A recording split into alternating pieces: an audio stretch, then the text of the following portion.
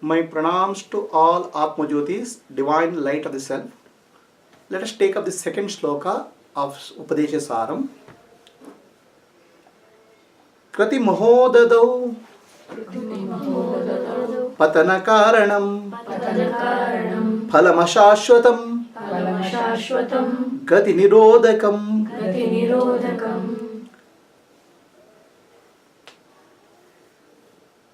All actions will have fruits, and actions leads to fruits, good or bad. Good or bad, right? Desirable or undesirable fruits results. These undesirable or desirable results will lead to further action. Desirable results will lead to further action to acquire something more. Undesirable results will lead to running away from that action and doing something else. Either way, you are trapped in a cycle of action, fruits of action, and further action.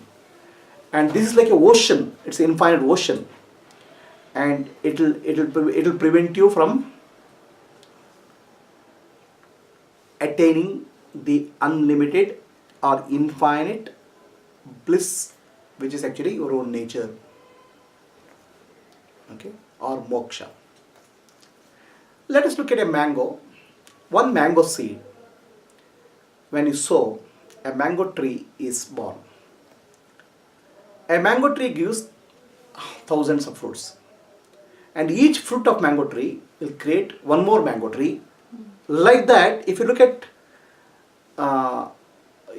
the one mango seed, a mango seed has a potential to create a mango tree forest.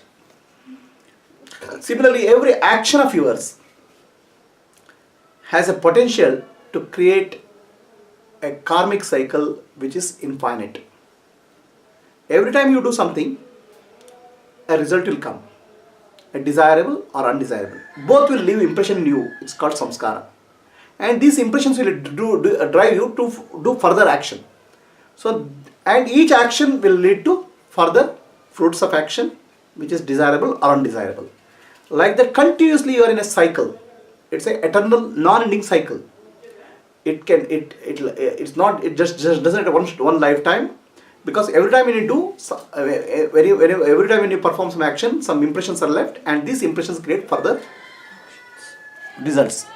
And this will continue, and this is like an ocean. It gives to many lifetimes. You have to spend many lifetimes in seeking a desirable outcome, which is impossible. So this way, it blocks your progress in spiritual progress. What you want to achieve really? You want to achieve infinite bliss, peace. And that infinite bliss and peace is your own state. It's called moksha. So to attain that, karma is not going to help you. The action is not going to help you.